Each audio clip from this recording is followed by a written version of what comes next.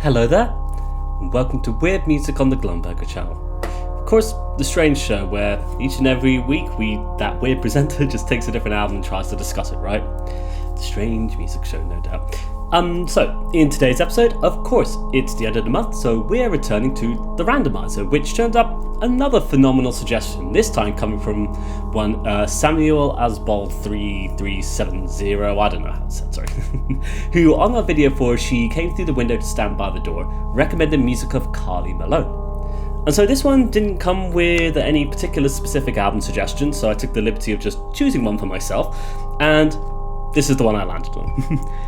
And my goodness, what a phenomenal album this is, right? A suggestion that makes perfect sense in consideration to the video that it was posted on, and it's another female-led exploration into the sonic world of drones, essentially.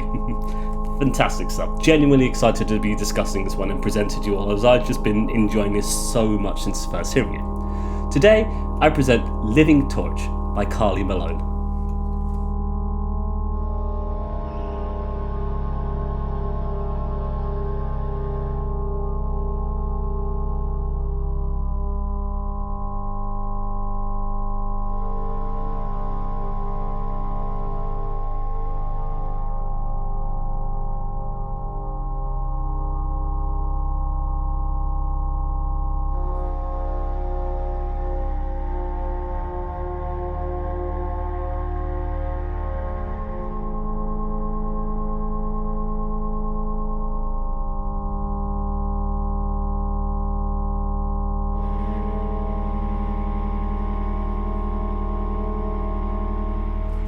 So of course, let us ask ourselves, who is Kali Malone? Well, Kali Malone is an American composer and organist from Denver, Colorado in the US, currently based in Stockholm, and wife to the one and only Stephen O'Malley from Sun. And so across her career, Malone has created a phenomenal body of work here, often utilising church organs and synthesizers, leaning her music towards the implementation of specific tuning systems to create long-form compositions just rich with harmonic textures and timbres. And in today's review, we are of course looking at Living Torch, a 33-minute composition split into two halves, each exploring Malone's fascination with electroacoustic music, American minimalism, and music concrete. It's a fascinating album that utilises a number of electronic sources, from modular synthesizers to even an ARP 2500 owned by the one and only Éliane Radigue, as well as acoustic instruments such as the little known Boîte, Bourdons, don't know how it's said, sorry, a little instrument that reminds me a lot of the hurdy-gurdy, I have to say. But as well as herself though, Malone is also joined by one Matt Allenclint performing trombone, and one Isaac Hedstrand performing bass clarinet. And all of these various sound sources, they just combine so wonderfully to create this incredibly thick-sounding drone experience that navigates across a very melancholy journey of introspection, slowly developing across a very lengthy runtime to just purely immerse you in this heavy world of sound. So let's discuss it today, shall we? And so, opening up with Living Torch I, or Living Torch 1, this track takes absolutely no time to get itself going, essentially, immediately just throwing us into this dense sounding synthesizer, that pushes you farther below the depths of its developing tones. And to me, it feels like just being immersed in these low-end notes before you're suddenly greeted by these majestic notes that lift out of the fog like searchlights almost, beaming through the midst in an attempt to find something in amongst the murky landscape here. And there is a phenomenal, amazingly intense quality to it, as it just completely envelopes you in these incredible tones, playing around so nicely with that low-end sound, of course. It's a fantastic opening to this entire album experience, and I think it works so nicely as it gives the bass clarinet, and the trombone as well, just such a lovely presence when they do arrive into the scene, featuring these lovely breathy passages of air as it pushes through the instruments, further developing those low-end rumbles that shake you to your very core. And then with the trombone then, of course, It places those notes right between the very layers themselves almost, just helping to develop this peculiar narrative where everything just fades into the scenes with these incredible breaths of air. And like the slow rumbling movements of some great machinery pushing the air through its various chambers, it's just so incredibly intense sounding, And what I find remarkable is just how heavy the whole thing is, Not just literally with those incredible low-end drones, but also in how it makes me feel when I'm hearing it. Something about this composition, the way it navigates its incredibly minimal melody just results in something that feels so cathartically heavy, pulling down on my very heart in an attempt to bury it in amongst the incredible drones being produced from these instruments. And there is such an emotional intensity to what's being heard, I feel, that I can't help but just hang my head in just sorrow whenever I hear it. Something weirdly sad, but so full of mourning about the way all these drones sound on this record, and just how that communicates itself to you when you hear it, if that makes sense. Like, I'm not sure why, but for me, this is just how the particulars of this music makes me feel whenever I hear it, though. I just feel this really heavy sense of weighty emotion that's just very difficult to properly describe in words. To go back to the composition, though, and it's an incredibly slow developing drone that really indulges in the particular timbres and resonant qualities of those various instruments, from the acoustic elements of both the bass clarinet and the trombone that just push through that dense dark miasma of electronic layers, to even those very electronic layers themselves, of course, sourced from the various instruments Kali Malone plays on this, of course, that we have mentioned. Some produce these incredibly long-lasting drones that seem to stretch out towards the infinitesimal, while others create these amazing swells that just build up before decaying all the way back down. And with everything just coming in and out with this very free-flowing sort of sense of structure, it just sounds so brilliant to hear, basically, just how dense the entire thing is, just really reveling in those particular unique timbres that all the different instruments are offering here. From low ends to breathy passages to just really elongated high-end drones that just sound so emotional for some reason. It results in an ambient drone experience that feels as heavy as it sounds, if that makes sense. And for me, every time I hear this album, and especially in preparation for this episode, listened to it quite a few times, I am just floored every single time I hear it. It just genuinely stuns me and puts me into a state of just wanting to sit there and listen to the whole thing again.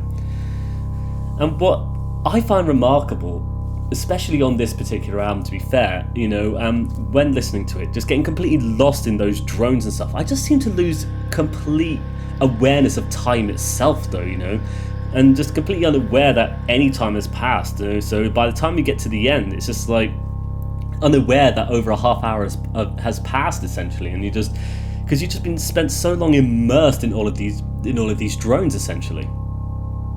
No, of course, it's interesting because it's not it's just interesting because it's that thing where it's that transcending time itself, if that makes sense.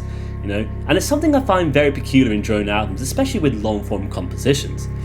And of course, this isn't the longest thing we have heard or reviewed on the channel thus far, but the incredible effortlessness of just traversing across that time span without you as a listener even noticing is just a truly fascinating thing to me, and it achieves it so well on this album.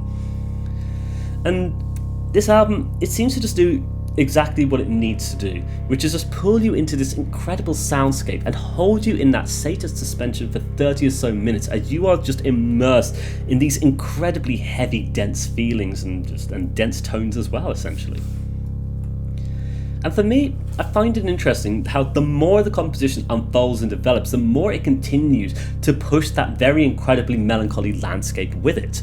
Never once letting go of it for even a fragment of a second, I would say. And it fascinates me as well how towards the end of this one, we've been introduced some newly layered drones. It feels, there's a kind of sound that occurs towards the end of the composition where it feels like a very airy, hollow kind of micro sound almost. But it feels like it was so buried within the very drones themselves at the beginning that it makes me wonder where did this come from? When did it start playing, and where did it begin, or has it always been here? And maybe it's supposed to feel like that, and with that effortless drifting quality that makes you forget where you are and what you're hearing and stuff as well, how time is progressing, if that makes sense. These little instances towards the end feel very peculiar as you wonder just as to their source, if that makes sense. And I think it might be because so much of how these drones sound is just a sonic overload of audio, essentially, and it's really hard to comprehend at times, and all I can really go on as a listener is just how it sounds, but perhaps more importantly, how it makes me feel when I hear it. Of course, we do have a second track on this album. Flipping the vinyl over gives us the second track of Living Torch II, or Living Torch 2, however you want to say it. And interestingly, as soon as this one starts, you seem to be getting all of the same musical motifs as the album's opener, except it feels like we're presented with a bit of a different musical palette at times here. Almost, perhaps. You still get those very densely layered drones, of course, continuing to play with that very sad, mournful melody, accompanied by the breathy passages of bass, clarinet and trombone, of course. But in this one, especially in the start, it seems to be dominated by this climbing musical pattern, that remains in the forefront of this entire thing, almost like a piano or a keyboard of some kind. Most likely sourced from one of Kali's instruments, of course, but which one? Genuinely not so sure. If I had to take a guess, maybe it's the ARP 2500 or playing something a bit less drony, but who knows? To be fair, when it comes to these things, maybe it's important. It's not important to know the particulars of these kinds of things. The importance of this kind of music is more just the layering of all of these instruments together creates something that just holds such an amazing emotional resonance. And that incredibly sad, melancholy nature of the composition just continues to push itself through the second track, giving us another 15 minutes of incredible, intense contemplation, as our minds are just clouded with the thick, burgeoning fog of self-awareness, it feels. Listening to it all, it's the kind of thing that just leaves me sitting there, staring out the window, just contemplating everything.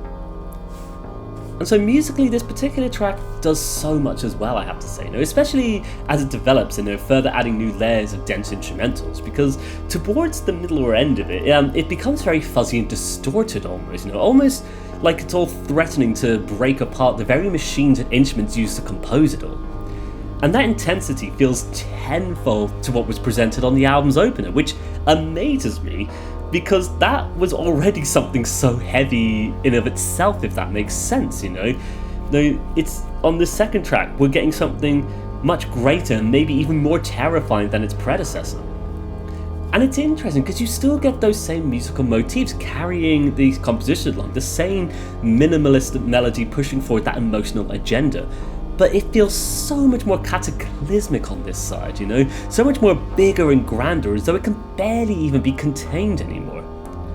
And the tones as well just pull such wonderful resonating timbres that sound so amazing to listen to, even as it threatens to break you apart as you hear it. It's intense, but that is perhaps the true majesty of this composition itself, leaning so heavily on these acoustic instruments and those electronic layers, to create this incredibly majestic music full of ferocious grandeur. Once again, it just stuns me. And especially by this point on the album, whenever I'm hearing it, I'm normally just left so completely speechless that all I can do is just stare into space and let my thoughts twist and collide in 1,000 different ways, pushing on that melancholy and never letting go of it for a second. Genuinely very difficult to put into words is the thing, that sense of existentialism you experience when hearing music like this, and especially how intense I find it as well, but it's perhaps just one of those things. Maybe it can't be put into words, but more importantly, it's about how it is felt. Not just by myself, but by you as a listener if you decide to listen to it as well.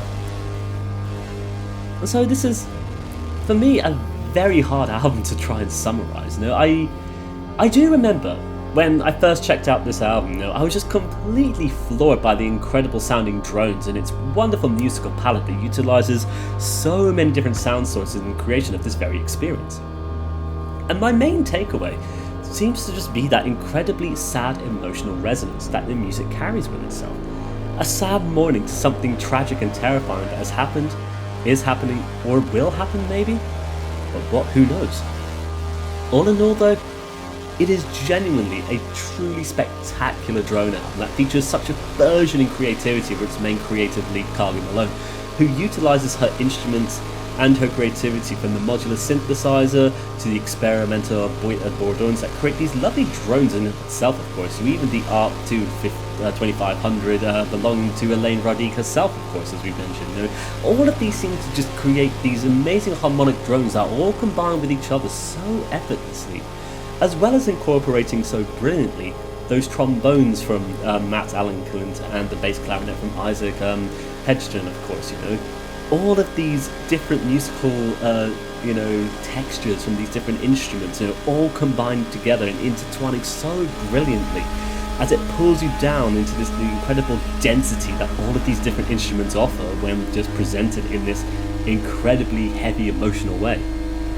It's phenomenal to hear, I think, and it's something that genuinely gets to me every time I hear it.